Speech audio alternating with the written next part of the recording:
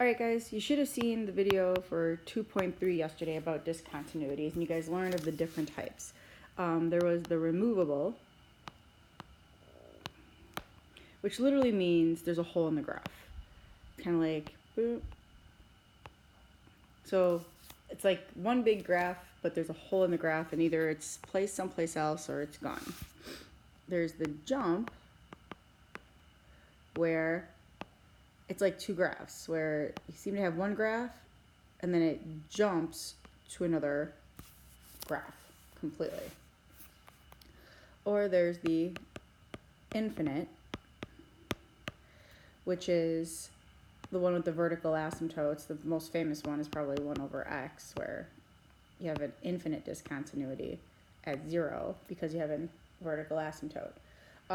Your book does do another one called oscillating, which you will never really see ever. But they do give you an example where if you think of an oscillating fan, it kind of goes back and forth, back and forth. The oscillating discontinuity kind of looks like that, where kind of you'll have a graph and then all of a sudden it goes back and forth, back and forth, back and forth, stops, back and forth, back and forth, back and forth, and then you continue with your graph.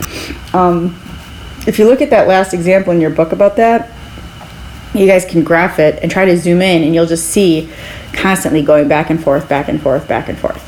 Do not worry about the oscillating. You won't be tested on it. Just know that it exists. The big thing I want to talk about that I know yesterday's video really didn't bring up is the actual definition of continuity or continuous. You know a graph is continuous or a function is continuous if the limit as x approaches a number of that function actually equals that function at that number. Got it? So, for example, we'll do some kind of graph ones first. Let's say I've got this graph.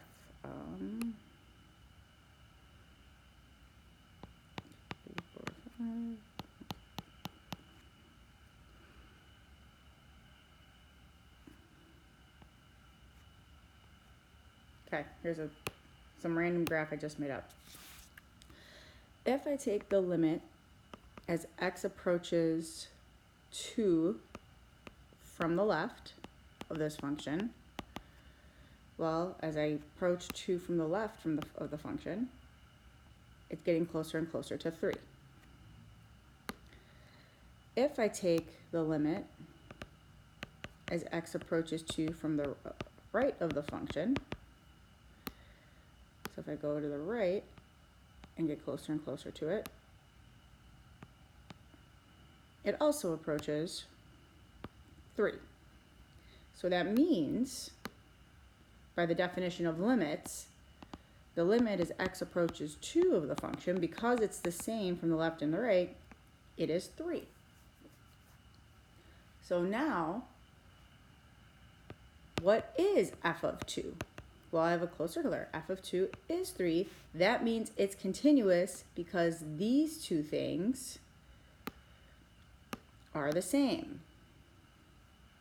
That is your definition of continuous. This is how you're going to explain continuity, is when the limit and the actual value is the same, that means it's continuous at that point. What if we have a graph that looks like this? Oops.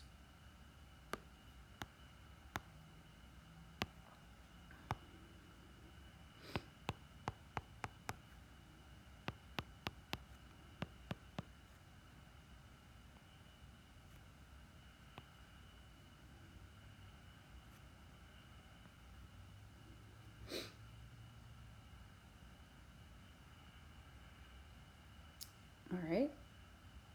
So again, the limit as x approaches 2 from the left, well, if I go to 2, this is the left of it, and as x approaches 2 from the left, my graph is getting closer and closer to 1.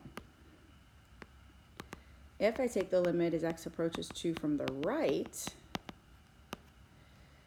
here's 2, if I look at to the right of it, that's this part over here. As I get closer and closer to 2 from the right, it's actually getting closer to -2. Well, that means what is the limit as x approaches 2? Well, it's different from the left and the right, so that means it's DNE, does not exist. But what is f of 2? Where's my closed circle? That's 1. They're not the same. They're not equal, so that means I automatically have a discontinuity. More specifically, because these two are not the same, that means from the left and the right there are different spots, I automatically know it's a jump discontinuity. Got it?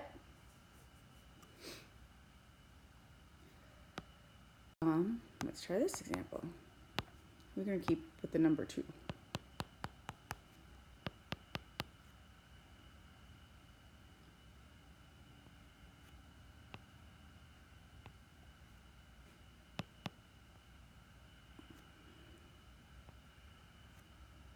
All right, so the limit as x approaches 2 from the left. Okay, so for the left, that's the left side right here, it's getting closer and closer to 3. The limit as x approaches 2 from the right. That's over here on the right, it is also getting closer to 3. That means, since the limit is the same from the left and the right, the limit as x approaches 2 is 3. But what is f of 2? If you look at f of 2 here, that's an open circle. Where's the closed circle? It's over there. It's -2. Look at these two things. Not the same. They're not equal. So therefore, you have a discontinuity. But now what type of discontinuity? Well, look at this. These two are the same. So that means it's the same from the left and the right. It just seems like there's a hole in the graph. It's removable.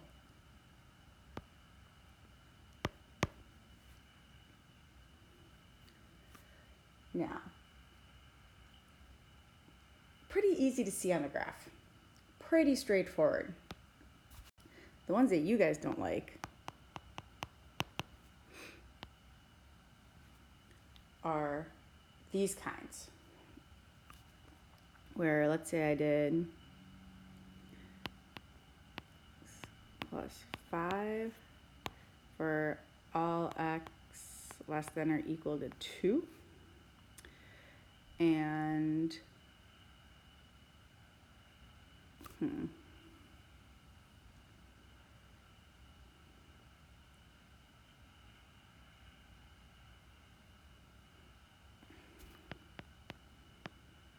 T over x for all x greater than 2.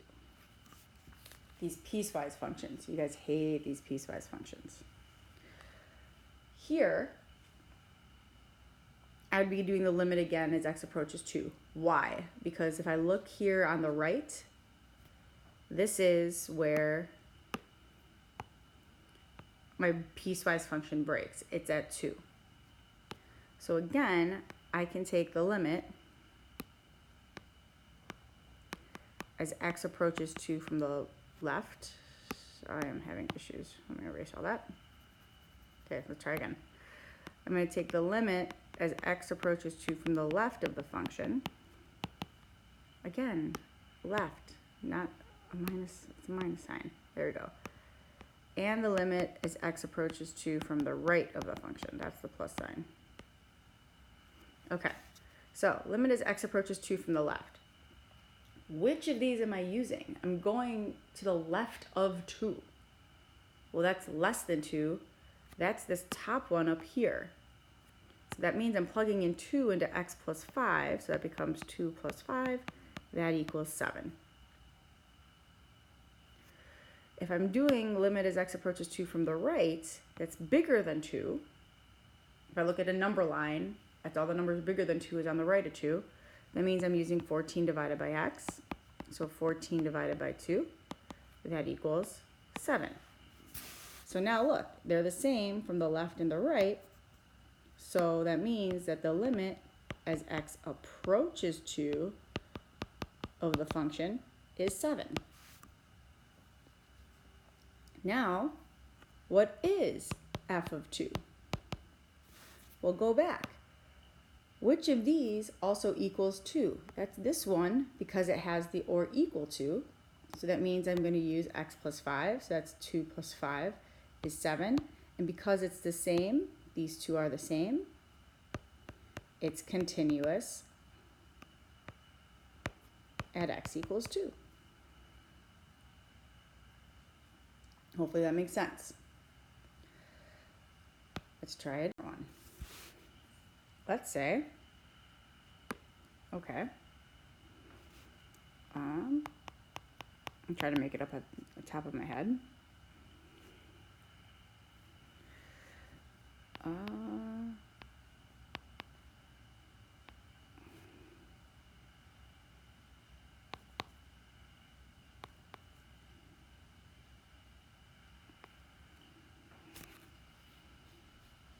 One.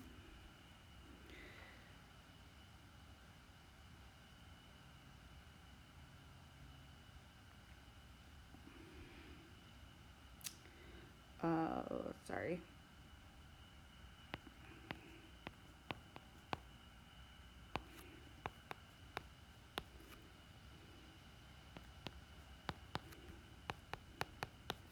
All right.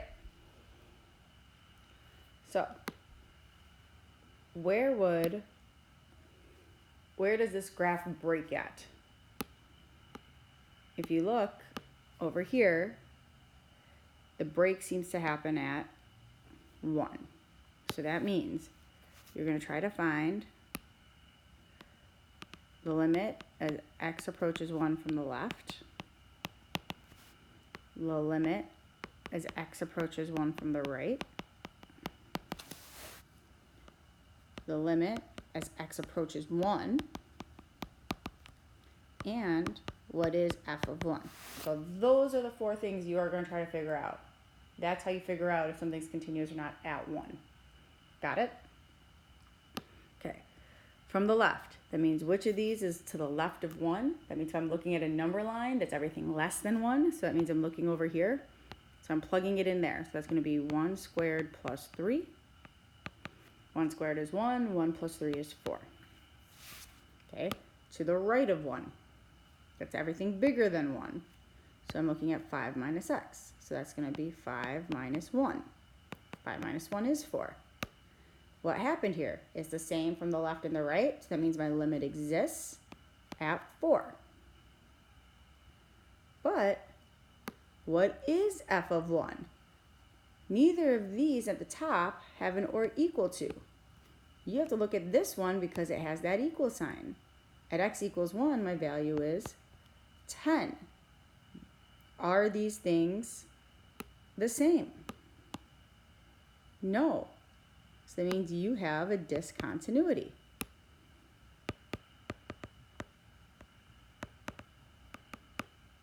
Now the issue is, what type of discontinuity? Well, that's where you look here at your left and your right.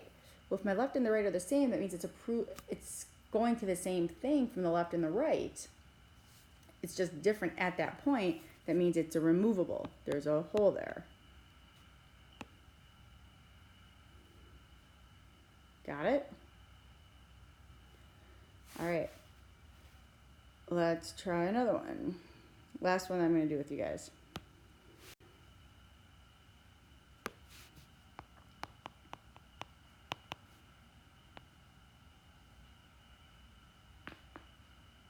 Let's see.